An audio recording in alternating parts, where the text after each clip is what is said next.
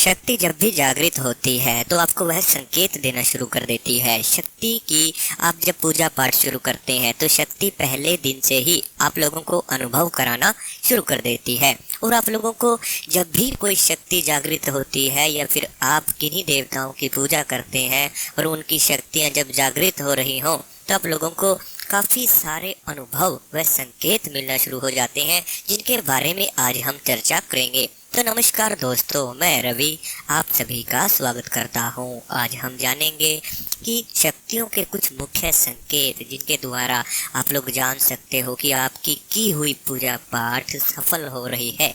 साथ में आप लोग यह भी जान सकते हैं कि आप लोगों ने जो भी पूजा पाठ या फिर जो भी मंत्रा जप आप लोगों ने किया हुआ है वह सफल है।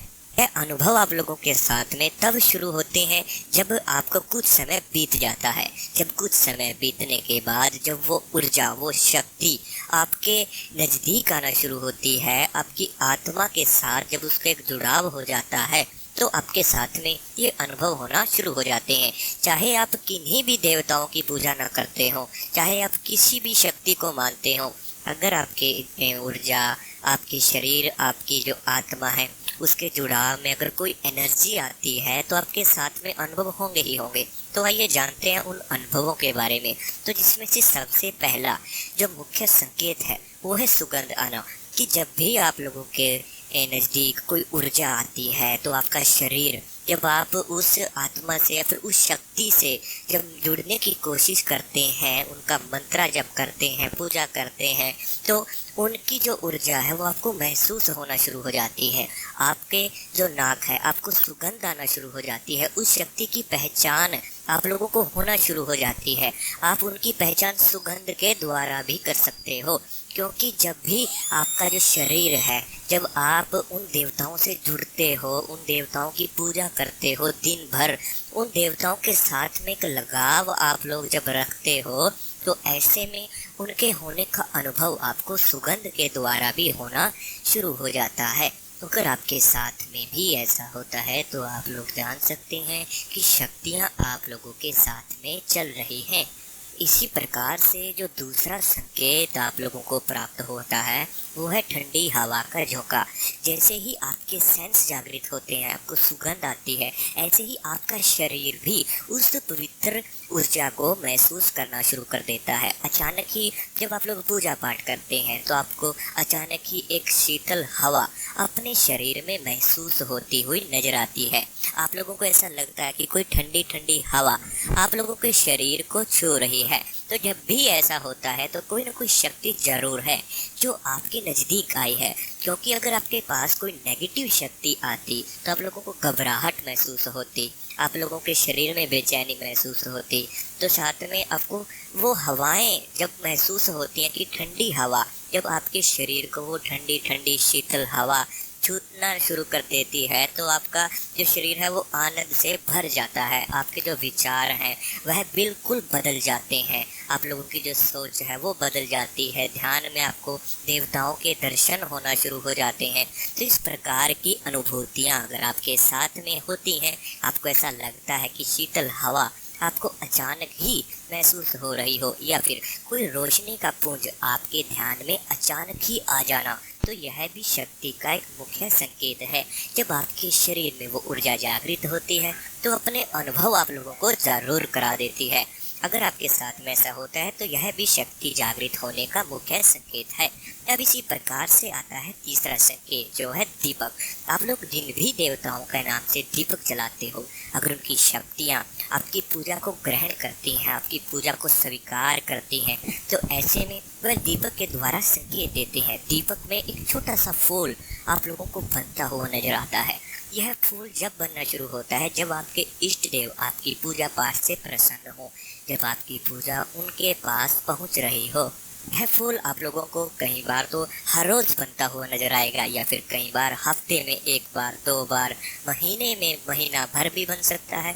यह आपके मन के ऊपर बात आती है कि जैसे भी आप जिस भी श्रद्धा से आप लोग पूजा करते हो तो देवता भी उसी प्रकार से आप लोगों को संकेत देना शुरू कर देते हैं। तो दीपक में फूल बनना भी शक्तियों के मुख्य संकेतों में से एक है।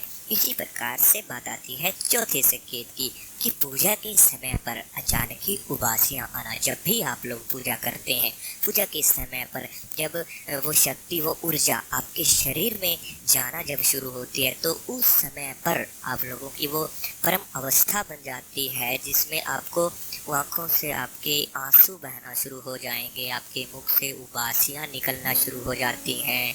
साथ में आप लोगों को ऐसा महसूस होता है कि भर भर कर उबासियाँ आपके मुख से निकल रही हैं। साथ में वह उबासियाँ हैं जो वो हर एक सेकंड पर आपको आना शुरू हो जाएंगी, जैसे भी आप उन देवताओं का नाम लेते हैं, क्योंकि उनकी शक्ति आपके शरीर में जागृत हो चुकी है। तो जब भी आप लोग उन देवताओं का नाम लेते हैं, उनका स्मरण करते हैं, तो तुरंत ही आप लोगों को उबासियाँ पड़ना शुरू हो जाती हैं।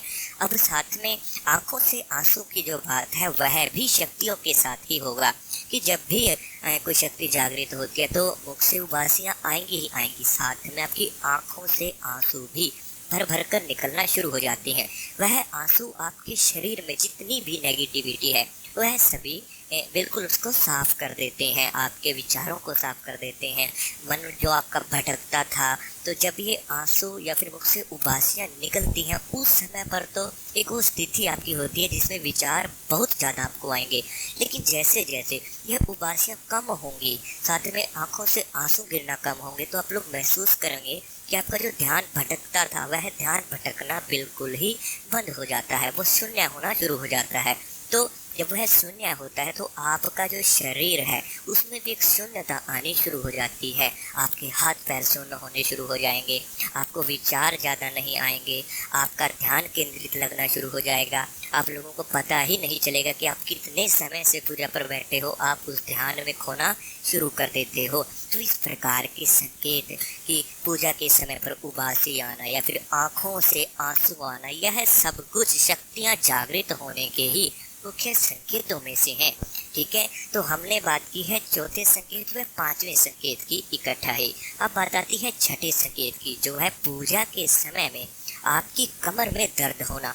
आप लोग महसूस करते हो जब भी आप लोग पूजा करते हैं तो कुछ समय बाद आपकी पीठ में दर्द होना शुरू हो जाता है, क्योंकि वहाँ पर एक ऊर्जा, जो शरीर में एक ऊर्जा का जो रास्ता है, जब भी उसके अंदर कोई बैंड आता है तो ऐसे में वह ऊर्जा ऊपर नहीं जा पाती, और ऊपर न जाने के कारण आपकी कमर में दर्द होना शुरू हो जाता है, आपकी पीठ में दर्द होना शुरू हो जाता है। क्योंकि मनुष्य का जो शरीर है वह 7 चक्रों से जुड़ा हुआ है, जिसमें सबसे पहला जो चक्र है वो है मूलाधार चक्र, और उस मूलाधार चक्र से लेकर आपके शरीर में काफ़ी चक्कर आते हैं, और आखिर में है एक सहस्त्रार चक्र।